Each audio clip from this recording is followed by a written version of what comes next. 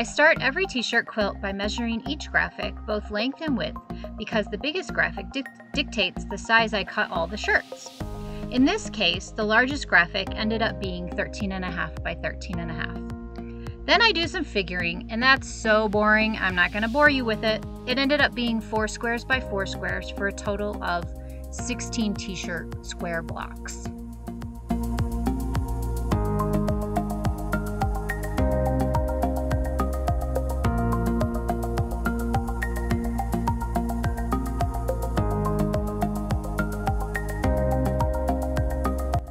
Oh my gosh, silly me, I forgot to introduce myself.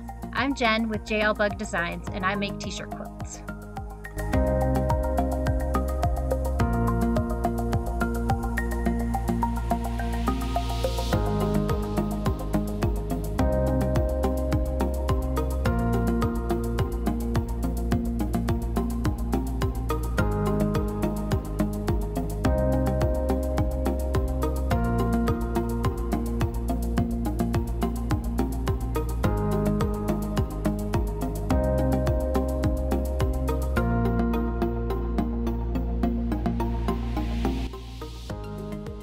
Then my next step is to start cutting out all the graphics in a rough cut, as you can see, super fast. Look at how fast I am.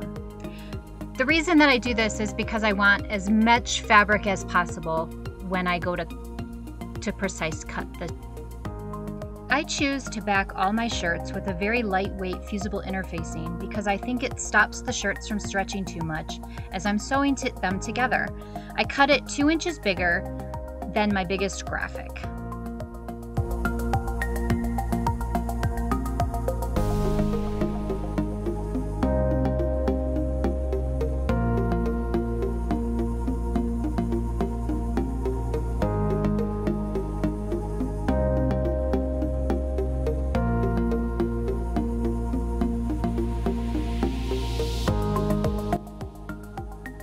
I iron on the fusible interfacing. Because I iron every shirt with backing, it doesn't matter that they are a bit wrinkled to begin with. I'll tell you what, it works great.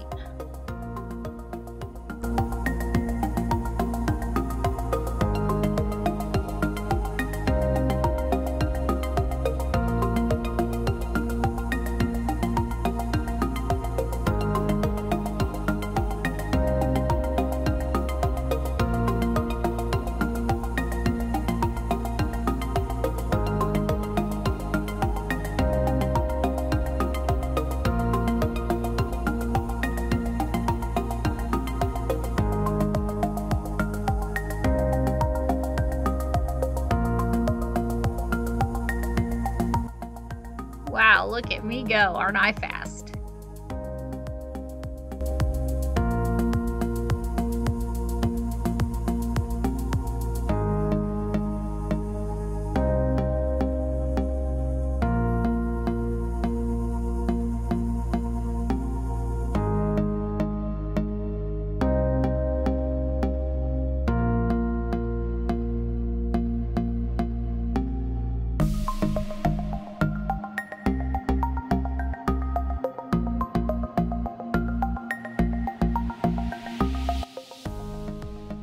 All of these shirts are going to be sewn together to make one square, or they were too small, so I had to put them on a plain back of one of the other shirts. So eventually they'll all be sewn together. Boy, it sure takes a long time to get to the actual sewing part, to sew that quilt together. A couple more steps, and we're almost there. I need to cut each shirt the exact measurement I did in the boring figuring part now. I always measure twice and cut once. I have miscut so many t-shirts. Good thing I know a bit of magic.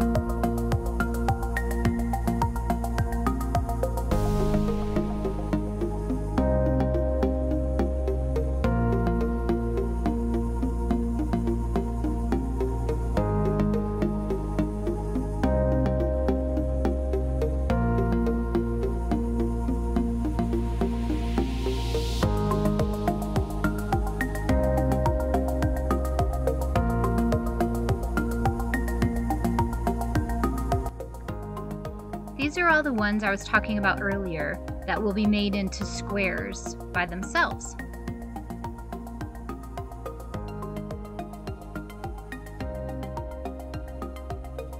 Here I'm just trying to figure out which shirts go best with which ones, and you'll see there's a pair of shorts, there's a pair of sweatpants, all different kinds of stuff.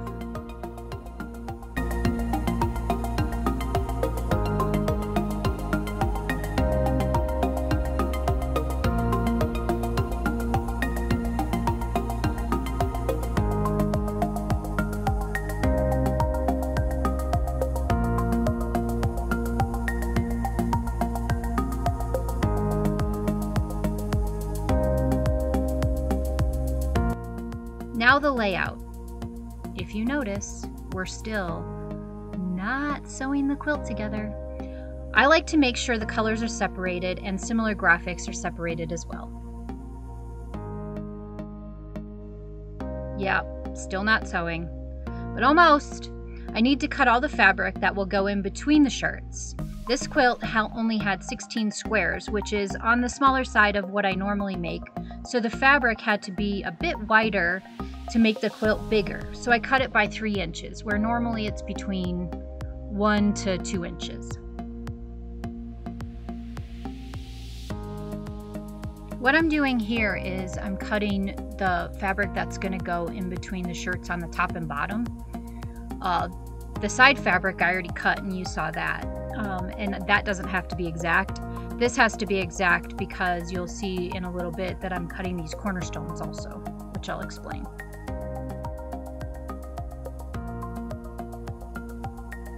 So here is the cornerstone that I was talking about. This I put in between the shirts so that everything seems to line up a little bit better when you use the cornerstones.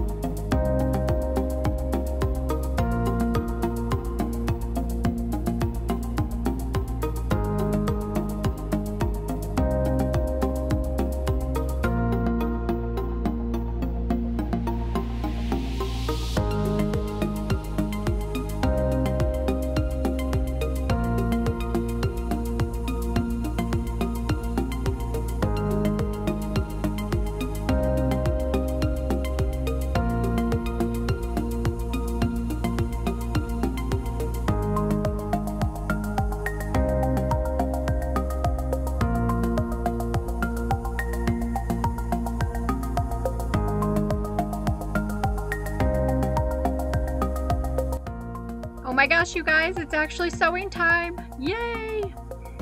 I make the rows first, then make the rows of just the fabric for the top and bottom of each row. So that's putting the cornerstones in between the fabric that I precise cut.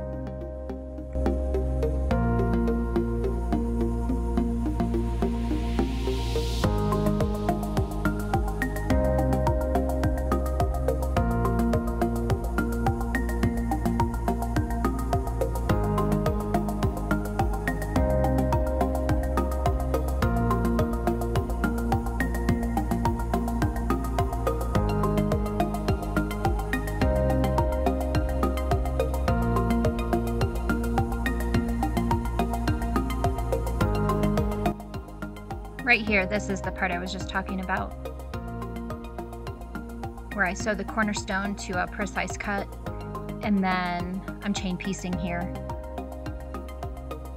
And then once I get done with that, then I cut them apart, and then I put another precise piece on top of that cornerstone. So there's a cornerstone kind of in the middle, so that everything lines up nice.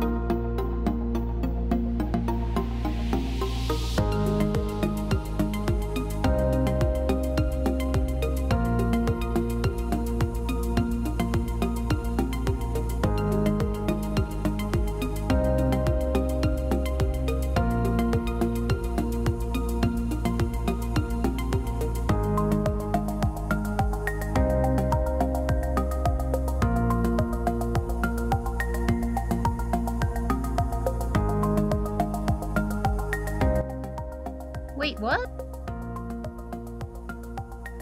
So here I am pressing all of the t-shirts towards the fabric, because when you're working with, I mean, t-shirts not so much, but like sweatshirts and stuff, they really don't want to turn the opposite direction. So I go with the least resistance.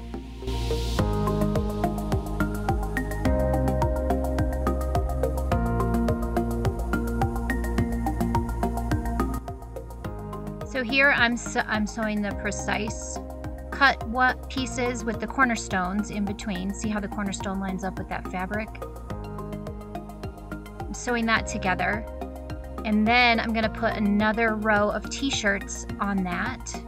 And I tend to sew about half of the quilt, set it aside, sew the other half, and then sew them all together at the end so that it's a little bit less bulky.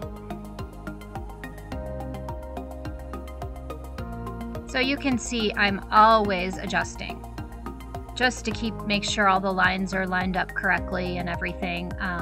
Always adjusting, stopping and adjusting.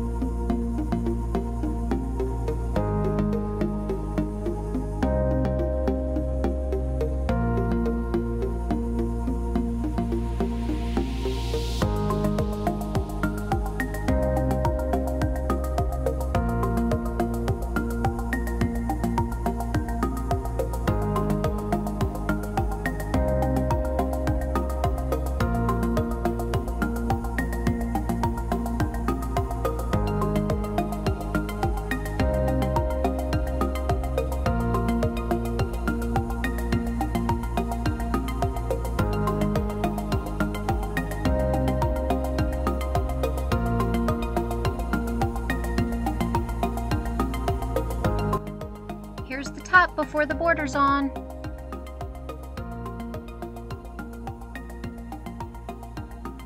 Now I'm cutting the border pieces, which ended up being 6 inches wide. You didn't see me, but I measure the top before the border to make sure that I get the right amount of border pieces. because sometimes if you're off by 2 inches, it could mean the difference between one extra piece of border fabric.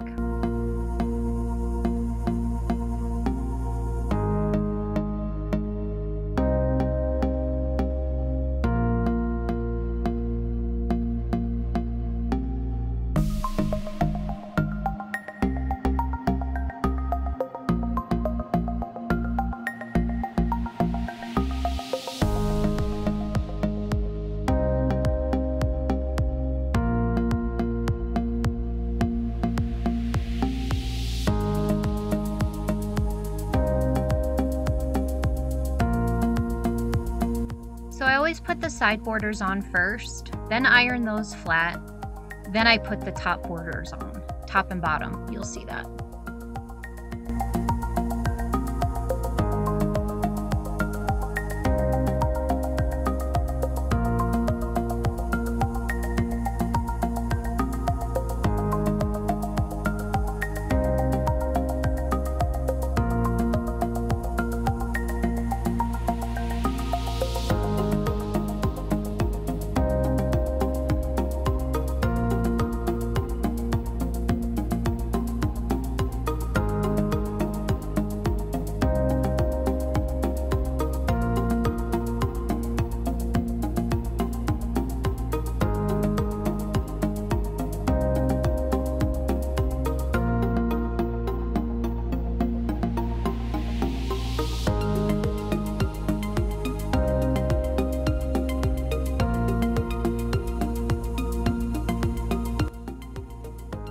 Here I'm putting the top and bottom borders on.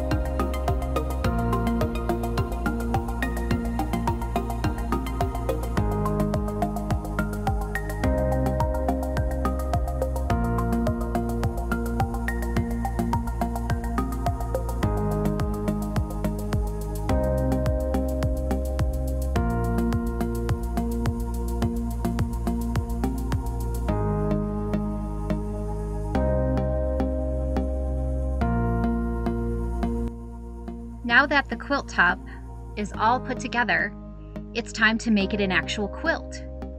I start by sewing the backing together. This black stuff is the backing and it's super soft. I have to make it big enough to fit under the whole quilt top plus a little bit extra.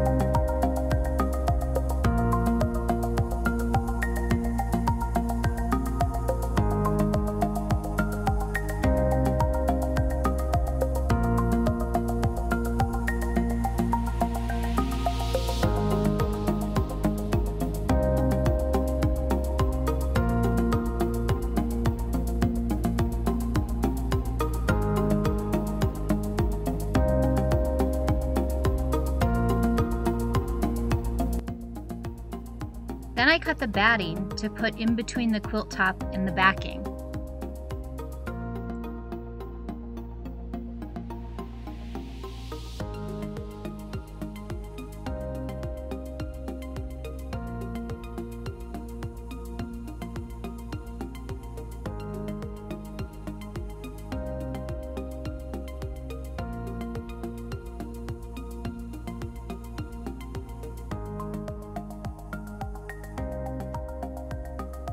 Making sure everything's all smooth, gotta get it smooth.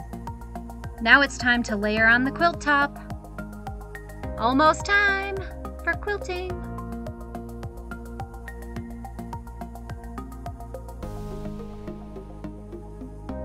Then one of my favorite things, the pin drop. I pin all the layers together, so when I'm quilting, it doesn't move too much. Trust me, it still moves.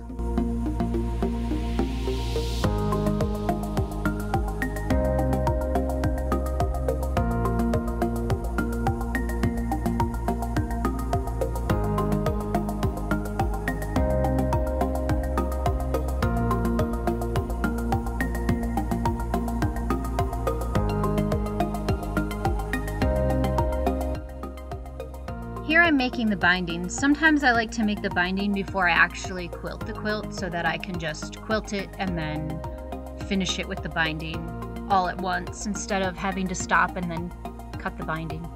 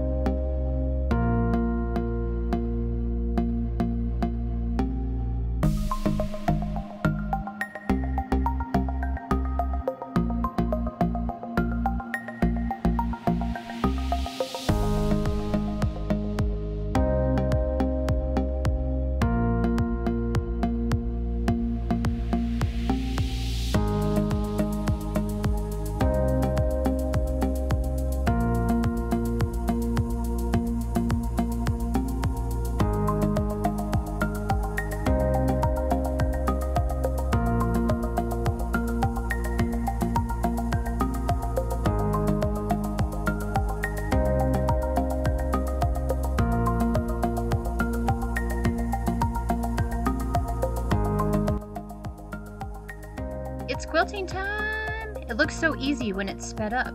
These quilts are actually very heavy and take a lot of strength to push and pull it through the machine.